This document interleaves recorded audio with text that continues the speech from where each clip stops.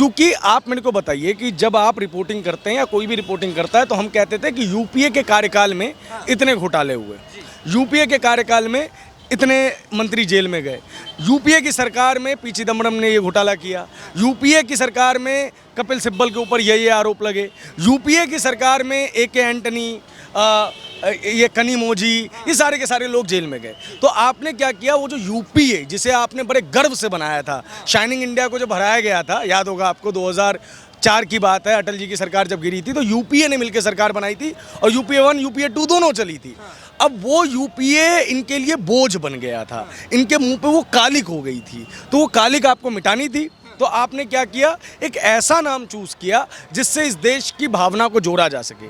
अब सबसे बड़ा खेल समझिए, इस पूरे गठबंधन का एक मजबूत स्तंभ कौन है? शरद पवार। शरद पवार का गेम समझिए। शरद पवार महाराष्ट्र में महाविकास अघाड़ी के साथ हैं। वो अलग बात है कि उनके भतीजे उनको छोड़ के चले गए, आज उनके पास पार्टी है भी या नहीं इसका नहीं पता। वही शरद पवार तमिलनाडु में कांग्रेस के साथ हैं और केरला में कम्युनिस्ट के साथ हैं। केरला में वो सत्ता में है और कांग्रेस विपक्ष में है, और नागालैंड में उन्होंने बीजेपी को समर्थन दे रखा है। अब शरद पवार इंडिया अलायंस के बहुत बड़े चेहरे हैं, आप समझ रहे मेरी बात। अब आइए एक और चीज, एक नई नवेली पार्टी आम आदमी पार्टी, ये भी मंच साझा कर रही है। दिल्ली में उसने किसको हराया, पंजाब में उसने किसको हराया, गोवा में वो किसका रिप्लेसमेंट बन के जा रही है, और गुजरात में वो मुख्य विपक्षी पार्टी का दर्जा किससे छीनने गई, और वो किससे अलायंस कर रही है। अब मुझे एक बात बताइए कि क्या वन नेशन वन इलेक्शन की जो बात है, उसके बाद से जो लगातार अपने नेताओं की बयानबाजियां सुनी है, ये बता नहीं रहा है आपको कि हलचल क्यों है? क्योंकि जो कांग्रेस और आम आदमी पार्टी मुंबई में गलबैयां कर रहे हैं, गले मिल रहे हैं, वो मध्य प्रदेश में, राजस्थान में चुनाव की गारंटी कांग्रेस सरकार के विरुद्ध भी दे रहे हैं, छत्तीसगढ़ में माफ कीजिए। तो यही इंडिया अलायंस जैसी कोई चीज जो है वो एग्जिस्ट ही नहीं करती। दुखद ये है कि इन लोगों ने नाम भी इसका इंडिया रख दिया। मैं आपको एक चीज बताने वाला हूं और इसको काटिएगा मत, और हो सके तो प्रमुखता से आगे दिखाइएगा। सत्ता कितनी बेकार चीज होती है, इस चीज को समझिए। इस देश में इंद्र कुमार गुजराल साहब की सरकार थी। इंद्र कुमार गुजराल साहब की सरकार में डीएमके के मंत्री थे। उस टाइम में राजीव गांधी की हत्या का केस की जांच चल रही थी। एक जैन कमेटी की रिपोर्ट आई थी और जैन कमेटी की रिपोर्ट ने करुणानिधि को राजीव गांधी की हत्या का दोषी बताया था, उसकी साजिश में शामिल है, ऐसी चर्चा हुई थी। और सोनिया गांधी इतना नाराज हुई कि इंद्र कुमार गुजराल की सरकार को, जिस कांग्रेस ने बाहर से समर्थन दे रखा था, सिर्फ इंद्र कुमार गुजराल ने, चूंकि उनके मंत्रियों को बर्खास्त नहीं किया, कांग्रेस ने हाथ पीछे खींच लिया और इंद्र कुमार गुजराल साहब की सरकार गिरा दी। सोनिया गांधी का दुख जायज है, ये देश उनके साथ खड़ा है। राजीव गांधी की हत्या नहीं होनी चाहिए थी। श्री पेरुम्बदूर, जहां पे राजीव गांधी जी की हत्या हुई, वहां पे उस दिन करुणानिधि की भी रैली थी, और दोनों के समर्थकों के बीच में टकराव ना हो इसलिए पुलिस बल जो है वो लगातार प्रयास में था। और ऐन मौके पर करुणानिधि नहीं आते हैं। सबको पता है कि लिट्टे और करुणानिधि डीएमके का एक मौन अलायंस था, वो उसको समर्थन देते थे। और एक देश के प्रधानमंत्री की हत्या करवाने में एक स्टेट के सीएम का हाथ हो सकता था। सोनिया गांधी ने बिल्कुल सही काम किया, इंद्र कुमार गुजराल की सरकार को गिरा दिया। लेकिन जिस अटल बिहारी वाजपेयी की सरकार के साथ वो डीएमके वाले थे, 2003 में वो उस सरकार से बाहर निकल जाते हैं और 2004 में वो कांग्रेस के साथ मिलते हैं, और 2005 से लेकर 2013 तक डीएमके सोनिया गांधी के नेतृत्व में यूपीए सरकार का पार्ट रहती है। ये राजनीति नहीं तो क्या कि एक पति की मौत की, एक पिता के मौत की और देश के प्रधानमंत्री की मौत की सौदेबाजी कर दी, सिर्फ और सिर्फ अपना प्रधानमंत्री हो इसलिए। और आज आप नैतिकता की बात करते हैं। आपको अपना स्टैंड कायम रखना चाहिए था। उसी कनिमोझी की एक सरकार, 2G स्पेक्ट्रम, ए.के. राजा साहब, 2G स्पेक्ट्रम, आप बदनाम हुए ना। आज जो व्यक्ति, मैं सीधी बात कह रहा हूं, राहुल गांधी साहब, राजीव गांधी इस देश के प्रधानमंत्री थे। वो उनकी सही बात कर सकते हैं, वो गलत बात कर सकते हैं, उनकी आलोचनाएं हो सकती हैं, लेकिन मैं आपसे सिर्फ एक बात पूछना चाहता हूं, क्या वो व्यक्ति जो शायद जैन कमेटी ने कहा है और सोनिया गांधी जी ने समर्थन वापस खींचा है, तो इसका मतलब उनको भरोसा होगा, क्या आप स्टालिन को बाहर निकालेंगे इस नाते? आपके पिता की हत्या में शामिल होने का आरोप उनके पिता के ऊपर था। इसके बाद शायद हम पे भी आने से लग जाए। आजकल बिहार के पत्रकारों को तमिलनाडु में रखने का फैशन है, लेकिन जो बात सच है वो सच है, हम नहीं बोल रहे। चयन कमेटी की रिपोर्ट कह रही है, 3 किताबें हैं जो सीबीआई वगैरह के लोग उसमें जांच कर रहे थे। मैं आपको जो बेसिक सी बात क्लियर करना चाहता हूं कि जो व्यक्ति अपने पिता के मौत के हत्यारों के साथ जो शामिल हो सकता था, हत्याकांड में जो शामिल है, उन आरोपियों के साथ जो शामिल हो सकते हैं, और करुणानिधि के मौत पे जो सोनिया गांधी ये कह सकती हैं कि is like father for me, वो राजनीति के लिए किस स्तर तक गिर सकते हैं। उन्होंने तो सब सनातन का अपमान किया है। समय आने दीजिए, वो एक एक जाति पकड़ेंगे, वो ब्राह्मणों को पकड़ेंगे, वो वैश्यों को पकड़ेंगे, वो क्षत्रियों को पकड़ेंगे, वो दलितों को पकड़ेंगे।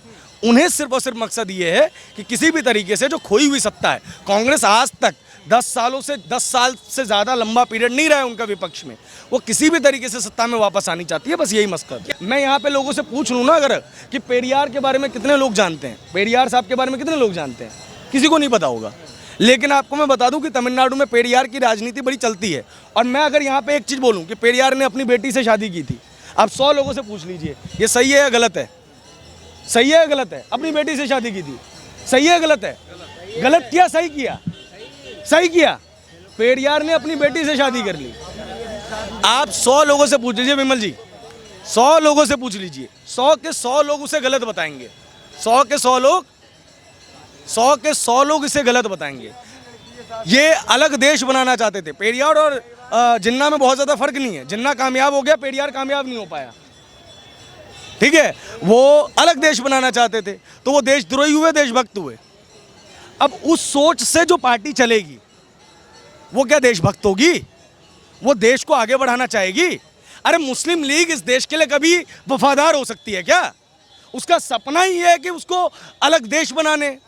तो जो व्यक्ति अलग देश की सोच रखता था, जो अपनी बेटी से विवाह करता था, जो पानी पी पी के सनातन को कोसता था, वो व्यक्ति को आदर्श मानने वाले लोग, जिनके नाम के पीछे स्टालिन है, वो लोग जो हिटलर के अनुयायी हैं, वो लोग वो सनातन धर्म के बारे में अच्छा बोलेंगे क्या? सबसे पहले तो जो इंडिया नाम रखा, उसके बाद क्या विचार आता है कि क्या नाम सही है? क्योंकि काफ़ी लंबी डिबेट चली है नाम को लेकर। और 2024 का क्या जीतना जो इन्होंने सोचा है वो हो पाएगा क्या? देखिए, इंडिया नाम रखने के पीछे का सिर्फ एक ही मोटिव था कि जो आम आदमी है, जो इस देश से प्रेम करता है, देश उसकी रग रग में है, उनकी भावनाओं को कैश किया जाए, ठीक है। तो इंडिया से अगर जीत की गारंटी मिलती तो कांग्रेस पार्टी का नाम क्या है? Indian National Congress. Communist party का नाम क्या है? Communist party of India. Hindi में भारतीय communist party, Bharatiya Janata party, राष्ट्रवादी कांग्रेस पार्टी। तो ये जो नाम है वो अब बहुत ज़्यादा इम्पैक्ट नहीं देने वाला है, सिर्फ क्योंकि आपको पता है कि आपके पास विचार कुछ लेके जाने के लिए नहीं है।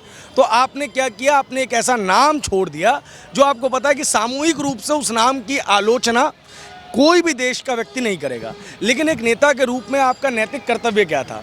आपका नैतिक कर्तव्य ये था कि आप ऐसे किसी भी नाम से बचते, ऐसी किसी भी चीज़ से बचते जिसको पॉलिटिसाइज किया जाता, राजनीति जिसके ऊपर की जाती।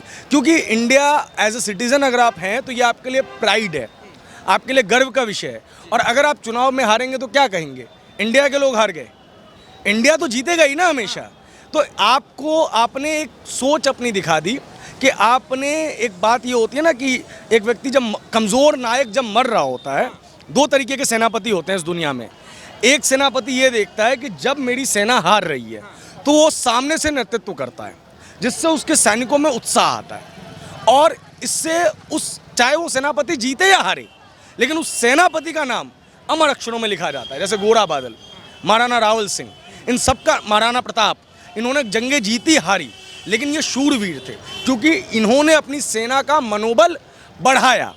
एक ऐसा व्यक्ति हो जाता है जो दुबके से पीछे रहता है और वो अपने सैनिकों को मरवाता है, और उसके लिए जैसे ही कोई उसको मारने आए या सामने वाला सेनापति उस पर अटैक करे तो वो दिखाता है कि देखो तुम जाके मर जाओ, तुम जाके मर जाओ, और खुद भाग जाता है। तो ये कांग्रेस पार्टी ने और इन 26 दलों ने ये जो सैनिक है उसका नाम के रूप में इस्तेमाल किया है, इंडिया के रूप में इस्तेमाल किया है कि अगर हम हारे ना तो हारने की जवाबदेही हम पे ना आए। लेकिन इतिहास हमेशा ऐसे नायकों को, याद रखिएगा, कायर ही कहता है। क्या ठीक लगता है गठबंधन तो बना लिया, कोई विजन इनके पास है क्या, या सिर्फ मोदी को हराना ही लक्ष्य नजर आता है? देखिए, विजन की बात अगर आप करें तो इस गठबंधन की जो दूसरी सबसे बड़ी पार्टी है वो कौन सी है? डीएमके। तमिलनाडु स्टेट में इनकी सरकार है और डीएमके के नेता हैं स्टैलिन और उनके पुत्र हैं उदयनिधि स्टैलिन। वो क्या कहते हैं कि सनातन धर्म को जो है वो उसकी तुलना वो डेंगू से कर रहे हैं, मच्छर से कर रहे हैं। तो उनकी जो सोच है, उनका जो विज़न है, वो उन्होंने दुनिया के सामने रख दिया कि वो इस देश की बहुसंख्यक आबादी से कितनी नफरत करते हैं। और जिस गठबंधन का दूसरा सबसे बड़ा घटक दल देश की बहुसंख्यक आबादी से नफरत करता है, तो जब वो सरकार में आएगा तो उसका बहुसंख्यकों के प्रति क्या रवैया होगा? आप मुझे बता दीजिए। कांग्रेस ने इस बयान से किनारा किया, लेकिन क्या इसकी भर्त्सना की, इसकी आलोचना की? क्यों नहीं की? उनके जो अभी जो मल्लिकार्जुन खड़गे हैं, उनके जो पुत्र हैं प्रियांक खड़गे हैं, वो समर्थन में है इस चीज़ के। तमिलनाडु कांग्रेस के बड़े बड़े नेता इसके समर्थन में। तो आपने अपनी सोच बता दी ना, अपना विज़न बता दिया ना। आपका विज़न ये है कि 2024 का चुनाव जो है आप सनातन धर्म के अगेंस्ट में लड़ेंगे। तो क्लियर विज़न है इनका, तो लोग जवाब देंगे इस चीज़ का। इस देश का सनातन धर्म इतनी आसानी से नहीं मिटने वाला। हमने सैकड़ों सालों की गुलामी देख ली, बहुत सारे आक्रांता देख लिए, कई गाजी आए, कई गाजी गए, हम जहाँ थे वहीं खड़े हैं और अभी भी जीवित हैं। इस बात से पता चलता है कि आपकी कोई औकात नहीं है कि सनातन धर्म को डगमगा भी सके। तो विज़न इनका क्लियर है। अब इसके पीछे की कोई ना कोई तो देखिए, मैं फिर कहता हूँ, अब जितनी भी चीज़ें होंगी ना, इंडिया नाम का सिर्फ और सिर्फ इस्तेमाल क्यों हुआ? राजनीति के लिए।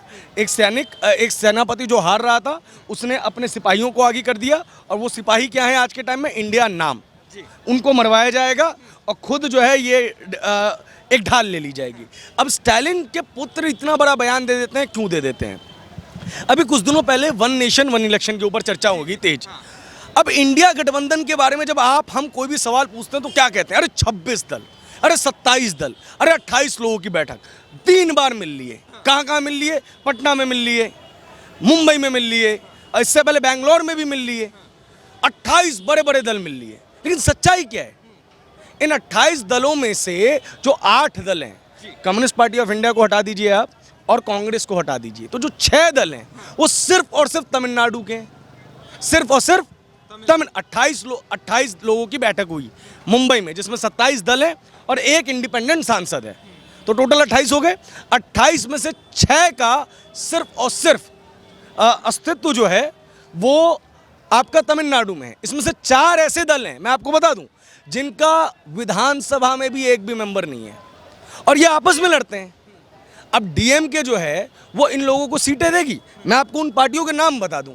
मैं इसी चीज़ को बाकायदा 28 दलों ने जिन्होंने बैठक की, उनमें से एमडीएमके है, वीसीके है, एमएमके है और केएमडीके है। इनका एक सदस्य है, इन चारों का मिला के एक सदस्य है देश के उच्च सदन में, और विधानसभा में एक सीट नहीं है, सिंगल सीट। बाकी कम्युनिस्ट पार्टी ऑफ इंडिया भी तमिलनाडु में है, कम्युनिस्ट पार्टी ऑफ इंडिया मार्क्सवादी भी है और इंडियन नेशनल कांग्रेस भी है। 8 दल सिर्फ और सिर्फ जो तमिलनाडु में अपना अस्तित्व रखते हैं वो है। अब आइए तमिलनाडु से आगे केरला के इसमें कितने दल हैं? तो मैं आपको बता दूं, केरला के 6 दल हैं। फिर कांग्रेस और उसको अगर आप हटा दें, कांग्रेस और सीपीआई को, जो बाकी जगहों पे भी हैं, 28 दलों में से 3 दल हैं जो राष्ट्रीय पार्टी हैं, कांग्रेस, आम आदमी पार्टी, सीपीआई। बचे कितने? 25 में से जो 5 थे वो सिर्फ और सिर्फ कहाँ के हैं? तमिलनाडु के, जिनमें से 4 के पास एक भी एमएलए नहीं है। बचे 20। बाकी जो 4 हैं वो कहाँ के हैं? केरला के। केरला में टोटल 6 लोगों ने मिलकर सरकार गठबंधन बनाया है, इसमें से 4 हैं। अब बचे कितने? 16। अब मजे की बात सुनिए, केरला में सरकार है किसकी? एलडीएफ की। एलडीएफ माने लेफ्ट डेमोक्रेटिक फ्रंट। इसमें कौन कौन सी पार्टी है? CPIM, CPI, Kerala Congress M और एनसीपी। और विपक्ष में कौन है? UDF, Congress party. इसमें इंडियन नेशनल कांग्रेस है, आईयूएमएल है, केसी है और केसी जैकब है। ये 8 दल हैं, जिसमें से केसी जैकब इस महागठबंधन का हिस्सा नहीं बना है। बाकी 7 दल इस महागठबंधन में भी हैं। ये केरला में आपस में लड़ रहे हैं। अगर वन नेशन वन इलेक्शन होगा तो ये लोकसभा साथ में लड़ेंगे और राज्यसभा अलग अलग लड़ेंगे। और अब मैं आपको जो मजे की बात बनाना चाहता हूँ, 10 पार्टियां मैंने आपको गिनवा दी, 6 तमिलनाडु की और 4 केरल की। ये जो 10 पार्टीज हैं ये लड़ किससे रही हैं? आप केरला में बीजेपी का अस्तित्व है कोई? ये तो आपस में लड़ रही है ना। तमिलनाडु में अभी बीजेपी अस्तित्व होगा, अभी आज के डेट में कोई अस्तित्व तो नहीं है। मोदी से लड़ने की तैयारी कर रहे हैं ना। अरे महाराज एक बात मेरे को बताइए, केंद्र में 2 बार से मोदी की सरकार है, तमिलनाडु से बीजेपी के कितने मेंबर ऑफ पार्लियामेंट है? एक भी नहीं। केरला से कितने मेंबर ऑफ पार्लियामेंट है? एक भी नहीं। आपने 28 दलों का विराट गठबंधन बनाया है, जिसमें से 12 दल, कितने दल? 12 दल केरला और तमिलनाडु से। कहां से? केरला और तमिलनाडु से। अब मुझे एक बात बताइए, जहां बीजेपी है ही नहीं, वहां के 12 दल मिलके पूरे भारत में बीजेपी को हराएंगे। और ये 12 दलों में से 4 दलों को आप हटा दीजिए। कितने दलों को? 4, जिसमें से कम्युनिस्ट पार्टी नाम की बची हुई है, कांग्रेस आप हटा दीजिए। क्या हटा दीजिए? कांग्रेस। तो 2 के अलावा तीसरे राज्य में किसी का अस्तित्व नहीं है। 2 के अलावा तीसरे राज्य में कोई अस्तित्व नहीं है। अब आइए, जम्मू कश्मीर में अभी बीजेपी की कितनी सीटें हैं? ना के बराबर है लोकसभा में। लोकसभा में कितनी सीटें हैं? एक भी सीट जीती है अभी। जो बाकी 3 दल हैं, Jammu Kashmir national conference, Indian National Congress और ये पीडीपी, ये जम्मू कश्मीर का प्रतिनिधित्व कर रहे हैं। ठीक है। बिहार के आरजेडी, जेडीयू और फिर कांग्रेस आ जाती है, ये तीनों बिहार से प्रतिनिधित्व कर रहे हैं। यूपी से समाजवादी पार्टी और आरएलडी प्रतिनिधित्व कर रही है। खत्म 28 दल। देश में इस वक्त 31 विधानसभाएं हैं। कितनी? 31। जम्मू कश्मीर की चल नहीं रही, बची कितनी? 30 विधानसभाएं चल रही हैं केंद्र शासित प्रदेशों को मिला के। मैं पूछना चाहता हूं कि 30 स्टेट में नॉर्थ ईस्ट इंडिया को रिप्रेजेंट करने वाला कौन सा एक दल है जो इंडिया अलायंस का हिस्सा है? एक भी नहीं। अगर आप कर्नाटका, तमिलनाडु और केरल हटा दे तो साउथ इंडिया में जो बाकी स्टेट्स हैं उनसे इंडिया अलायंस में कौन है? एक भी नहीं। राजस्थान की कोई रीजनल पार्टी है? एक भी नहीं। गुजरात की कोई रीजनल पार्टी है? एक भी नहीं। ये खंडित विखंडित करने की जो इनकी सोच है, इस सोच के कारण ये सारे लोग इकट्ठे हुए हैं। और सबसे बड़ी बात ये है कि जो ये विराट अलायंस है ना, मैंने आज जो आपसे बात की, इस बात का सिर्फ एक ही उद्देश्य है कि 27 दल और 1 निर्दलीय, टोटल 98 हुए, 28 हुए। कितने हुए? 28। भाई साहब, इसमें से 5, अब मैं सिर्फ बात कर रहा हूँ, 5 सिर्फ तमिलनाडु के, 4 सिर्फ केरल के, 5 4 9 हो गए। 2 का अस्तित्व सिर्फ जम्मू और कश्मीर में, 2 का अस्तित्व सिर्फ बिहार में। कितने हो गए? 11 13 राज्य। कितने हुए? 4। कितने हुए? 4। ठीक है। 2 का अस्तित्व सिर्फ और सिर्फ यूपी में। कितने हुए? 15। इस 28 में से जो 15 दल है ना, आपके जो 15 दल हैं, वो सिर्फ और सिर्फ 4 राज्यों में सिमट के रह गए हैं। और आप 28 राज्यों में मोदी को हराना चाहते हैं? अरे 30 विधानसभाओं में जो प्रतिनिधित्व करने वाले लोग हैं वो आपके अलायंस का हिस्सा नहीं है। नॉर्थ इंडिया के लोग आपके नॉर्थ ईस्ट इंडिया के लोग आपके अलायंस का हिस्सा नहीं है। और आप विराट अलायंस की बात कर रहे हैं। आप जनता को ठगना बंद कीजिए। आप अपने अलायंस के मेंबर्स के number of parliaments, number of legislative assembly, इनकी संख्या तो सामने रख दीजिए। लोगों को पता चल जाएगा कि कितना बड़ा दल है। मैं आपको बता दूं, दिल्ली में कोई छोटा मोटा दल हो ना, जैसे कई पार्टी बनी थी, जब आम आदमी पार्टी बनी थी, गरीब आदमी पार्टी, ठीक है, असली आम आदमी पार्टी, अगर ये भी चले जाए ना और बोल दे कि हम भी आपके इस विराट अलायंस का हिस्सा बनना चाहते हैं, तो 29 हो जाएंगे ये, कल को ये 30 हो जाएंगे। अरे जिस वीसीके की कोई अस्तित्व नहीं है, जिस एमडीएमके का कोई अस्तित्व नहीं है, मुझे एक बात बताओ, आप उन्हें लोकसभा की सीट दोगे लड़ने के लिए? और 7 लोग सिर्फ तमिलनाडु में लड़ेंगे। तमिलनाडु का जिक्र हो रहा है तो तमिलनाडु का स्टालिन का जिक्र जरूरी बन जाता है कि वो सनातन को नष्ट करने की बात कर रहे हैं। कह रहे डेंगू मलेरिया बता रहे, तो क्या लगता है इसी आधार पे चुनाव जीतेंगे? मैंने आपको जवाब दिया ना। मैंने क्या कहा? जब आपने इतने पार्टनर्स रख लिए, आपके पास थाली एक है, लोकसभा की सीटें 40 से थोड़ी सी ज़्यादा हैं, ठीक है, 40 भी शायद नहीं है, मतलब संख्या मेरे को एग्जैक्ट याद नहीं, लेकिन 40 के आसपास है तमिलनाडु के अंदर। और आपने मेंबर्स वहाँ पे कितने रखे हुए हैं? अपने 8, जिसमें से 2 जो हैं वो Indian National Congress, communist party of India, मार्क्सवादी, डीएमके, बाकी 4 रीजनल पार्टी। 8 लोग मिलके अगर 40 सीटों का बंटवारा करेंगे तो क्या, किसके हिस्से क्या आएगा? किसके हिस्से क्या आएगा? तो वहाँ, और यही लोग, क्योंकि आज वो आपके पार्टनर बने हैं, ये आज वोट कटुआ नहीं बन रहे, तो ये आपसे क्या चाह रहे हैं? आपसे चाह रहे हैं कि विधानसभा के अंदर आप इनको फेवर दें। वीसीके क्या चाहेगी? एमडीएमके क्या चाहेगी? ये सारे के सारे लोग तो आपसे विधानसभा में फेवर्स चाहेंगे ना। तो विधानसभा में फिर बंदरबाट होगी, तो बंदरबाट होगी तो वहाँ पे एक द्रविड़ मूवमेंट चलता है। ये लोग अपने आप को पेरियार के अनुयायी कहते हैं, ये लोग अपने आप को करुणानिधि के अनुयायी कहते हैं। क्या लगता है मोदी को हराने के लिए देश का विरोध, किसी धर्म का विरोध, धर्म को खत्म करने की बात करने लगे, क्या यही मतलब इसी मुद्दे पे वो आगे जा रहे हैं? देखिए, नरेंद्र मोदी जब एज अ प्राइम मिनिस्टर तो वो 144 करोड़ लोगों का प्रतिनिधित्व करते हैं, लेकिन जब वो मंदिर जाते हैं तो लोगों को लगता है कि वो सिर्फ हिंदुओं का प्रतिनिधित्व करते हैं। जब वो पूजा अर्चना करते हैं तो लोगों को लगता है सिर्फ वो हिंदुओं का प्रतिनिधित्व करते हैं, सनातन का प्रतिनिधित्व करते हैं। वो भारत की प्राचीन परंपरा को आगे बढ़ा रहे हैं। वो किसी को रिप्रेजेंट नहीं कर रहे, किसी को आगे नहीं बढ़ा रहे हैं। वो भारत का जो इतिहास है उसी की तरफ भारत को वापस लेके जा रहे हैं। आज काशी विश्वनाथ कॉरिडोर अगर बना है तो वहाँ पे पर्यटन बढ़ा है, वहाँ पे लोगों को सहूलियतें मिली हैं। महाकाल कॉरिडोर अगर बढ़ा है तो वहाँ पे लोगों को सहूलियतें मिली हैं।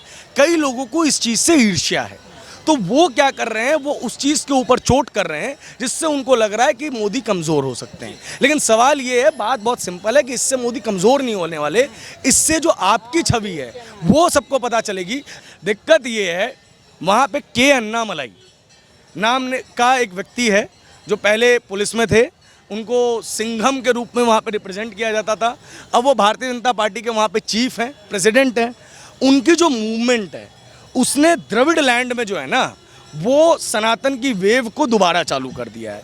इससे डीएमके परेशान हो गई है। इसलिए जिन लोगों के मेंबर ऑफ लेजिस्लेटिव असेंबलीज भी शून्य है, एक विधायक नहीं है महाराज, 4 दल हैं, एक विधायक नहीं है, उनको भी इंडिया अलायंस में शामिल कराया है ताकि उस वेव को रोका जा सके। लेकिन देखिए, सिंपल सी बात है, बहुत छोटी सी चीज़ है। गंगा जब अपनी रफ्तार पे आती है ना तो बड़े से बड़े बांधों को तोड़ के निकल जाती है, क्योंकि उसके प्रवाह को रोका नहीं जा सकता। ये सनातन के पुनरुत्थान का समय है। इस देश में ये एनलाइटनमेंट का समय है। आप समझ रहे हैं, लोग जागरूक हो रहे हैं, तो आप बड़े से बड़े बांध बना लीजिए, वो रुकने वाले नहीं है। और वहाँ पे जो सैफरन वेव बढ़ी है ना, उस वेव से चाहे वो प्रियंक खड़गे हो, चाहे उदयनिधि स्टैलिन हो, उनके अंदर एक घबराहट पैदा हो गई है। वो ऊल जलूल बयान दे रहे हैं और ये मुंह की खाएंगे। और इन्होंने अपनी जो बोलते हैं ना, विनाश काले विपरीत बुद्धि, इसकी शुरुआत कर ली है। हमसे बातचीत करने के लिए सर बहुत बहुत धन्यवाद आपका।